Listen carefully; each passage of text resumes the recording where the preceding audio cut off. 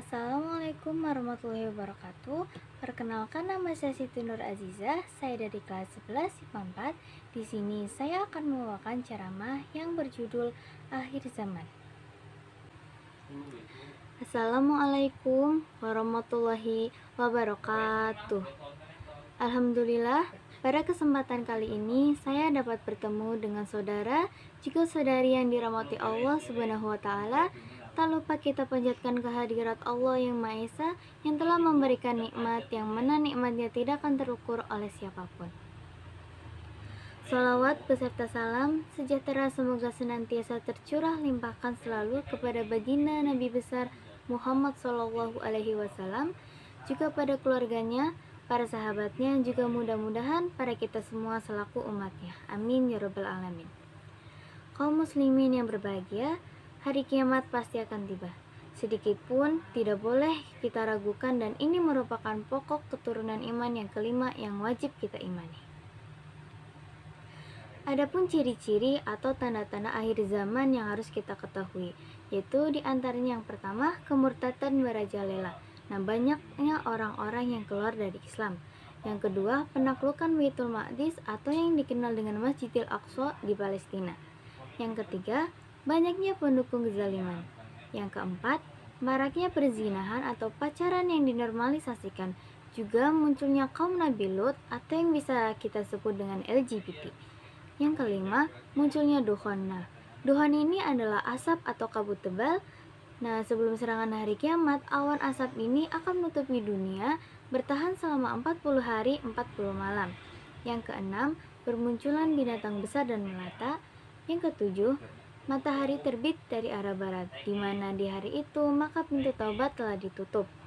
Yang kedelapan, turunnya Nabi Isa.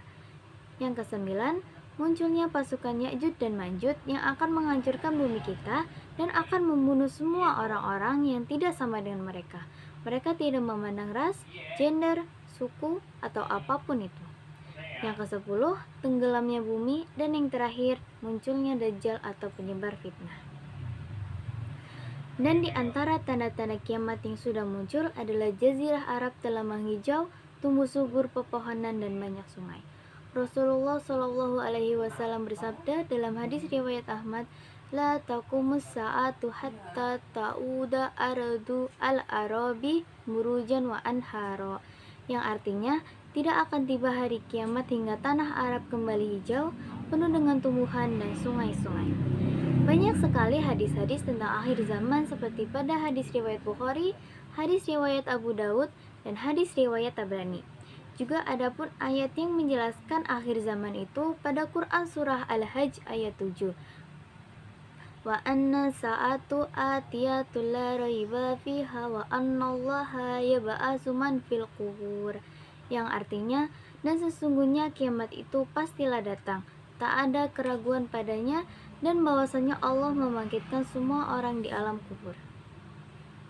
Kaum muslimin yang berbahagia, mengapa harus terjadi dan apa pula perlunya hari kiamat itu?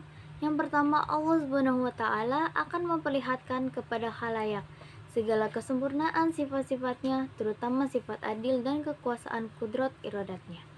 Yang kedua, baik dan buruk, berbakti atau hianatnya manusia walaupun dalam perkara yang sekecil-kecilnya akan ditimbang. Segala hujah atau alasan manusia di akhir akan didengar, dilihat, juga diperhitungkan dengan bukti dan saksi yang sebenar-benarnya. Allah berfirman dalam Quran surah Yasin ayat 65, Al-yawma nahtimu ala afwahihim wa tukallimuna aydihim wa tashhadu arjuluhum bima kanu yaksibun, yang artinya, di hari kiamat akan kami kunci mulut-mulut mereka, dan kami perintahkan berbicara tangan-tangannya serta kaki-kakinya akan memberi saksi dengan sesuatu yang mereka perbuat. Nah, kaum muslimin yang berbahagia, apa akibatnya jika tidak beriman kepada hari akhir? Yaitu yang pertama, rusak imannya atau keluar dari Islam. Yang kedua, termasuk orang yang merugi. Yang ketiga, tidak punya tujuan hidup. Yang keempat, merasa hidup bebas. Dan yang kelima, masuk ke dalam neraka. Lalu bagaimana dengan orang-orang yang beriman akan hari kiamat? Yang pertama, mereka akan selalu bersikap mawas diri atau berhati-hati. Mereka akan selalu berhati-hati dalam menjaga pikirannya, menjaga perkataannya, menjaga perbuatannya, ataupun segala sesuatu atau bahkan niatnya. Yang kedua, meningkatkan keimanan dan ketakwaan. Yang ketiga, rendah hati dan tidak sombong. Yang keempat, memperjelas tujuan-tujuan hidup mereka. Dan yang kelima, bertanggung jawab atas segala perbuatannya. Karena itu, marilah kita selalu menjaga lisan kita, juga perbuatan kita, karena segala sesuatu yang kita berbuat pasti ada balasannya.